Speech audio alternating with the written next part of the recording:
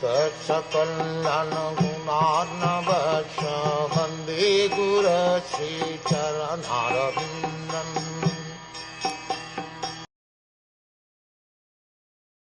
I have lost my 3 legs, and am now standing on one only. Are you lamenting for my state of existence? Or are you in great anxiety because henceforward the unlawful meat-eaters will exploit you? Or are you in a sorry plight because the demigods are now bereft of their share of sacrificial offerings because no sacrifices are being performed at present? Or are you grieving for living beings because of their sufferings due to famine and drought? With the progress of the age of Kali, 4 things particularly, namely the duration of life, mercy, the power of recollection, and moral or religious principles will gradually diminish. Since Dharma, or the principles of religion, would be lost in the proportion of 3 out of 4, the symbolic bull was standing on one leg only. When 3/4 of the population of the whole world become irreligious, the situation is converted into hell for the animals. In the age of Kali, godless civilizations will create so many so-called religious societies in which the personality of Godhead will be directly or indirectly defied. And thus faithless societies of men will make the world uninhabitable for the saner section of people. There are gradations of human beings in terms of proportionate faith in the Supreme Personality of Godhead. The first-class faithful men are the Vaishnavas and the Brahmins, then the Kshatriya, then the Vaishyas, then the Shudras, then the Mlekas, the Yavans, and at last the Chandals. The degradation of the human instinct begins from the Mlekas, and the Chandal state of life is the last word in human degradation. All the above terms mentioned in the Vedic literatures are never meant for any particular community or birth. They are different qualifications of human beings in general. There is no question of birthright or community. One can acquire the respective qualifications by one's own efforts, and thus the son of a Vaishnav can become a Mlecha, or the son of a Chandal can become more than a Brahman, all in terms of their association and intimate relation with the Supreme Lord. The meat-eaters are generally called Mlekas, but all meat-eaters are not Mlekas. Those who accept meat in terms of scriptural injunctions are not Mlekas, but those who accept meat without restriction are called Mlekas.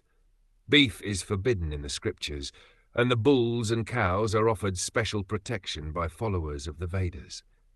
But in this age of Kali, people will exploit the body of the bull and the cow as they like, and thus they will invite sufferings of various types. The people of this age will not perform any sacrifice. The Mlecha population will care very little for performances of sacrifices, although performance of sacrifice is essential for persons who are materially engaged in sense enjoyment. In the Bhagavad Gita, performance of sacrifices is strongly recommended.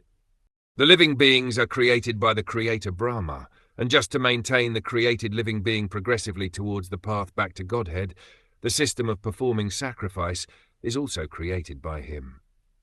The system is that living beings live on the produce of grains and vegetables, and by eating such foodstuff, they get vital power of the body in the shape of blood and semen, and from blood and semen one living being is able to create other living beings. But the production of grains, grass, etc. becomes possible by rain, and this rain is made to shower properly by performance of recommended sacrifices. Such sacrifices are directed by the rites of the Vedas, namely Sam, Yajur, Ragur, and Atharv. In the Manusmriti, it is recommended that by offerings of sacrifice on the altar of the fire, the sun god is pleased. When the sun god is pleased, he properly collects water from the sea, and thus sufficient clouds collect on the horizon and rains fall. After sufficient rains fall, there is sufficient production of grains for men and all animals, and thus there is energy in the living being for progressive activity. The Mlekas, however, make plans to install slaughterhouses for killing bulls and cows along with other animals, thinking that they will prosper by increasing the number of factories and live on animal food, without caring for performance of sacrifices and production of grains. But they must know that even for the animals they must produce grass and vegetables, otherwise the animals cannot live. And to produce grass for the animals, they require sufficient rains. Therefore they have to depend ultimately on the mercy of the demigods, like the sun god, Indra and Chand, and such demigods must be satisfied by performances of sacrifice. This material world is a sort of prison house, as we have several times mentioned. The demigods are the servants of the Lord who see to the proper upkeep of the prison house.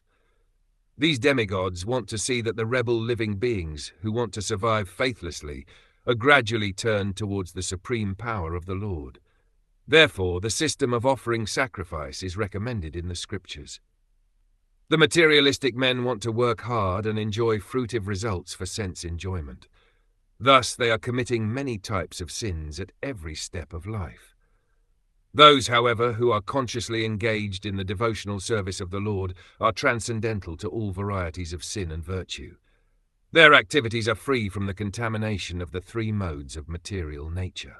For the devotees, there is no need for performance of prescribed sacrifices, because the very life of the devotee is a symbol of sacrifice. But persons who are engaged in fruitive activities for sense enjoyment must perform the prescribed sacrifices, because that is the only means to get free from the reaction of all sins committed by fruitive workers. Sacrifice is the means for counteracting such accumulated sins. The demigods are pleased when such sacrifices are performed, just as prison officers are satisfied when the prisoners are turned into obedient subjects. Lord Caitanya, however, has recommended only one yajna, or sacrifice, called the Sankirtan Yajna, the chanting of Hare Krishna, in which everyone can take part. Thus, both devotees and fruitive workers can derive equal benefit from the performances of Sankirtan Yajna.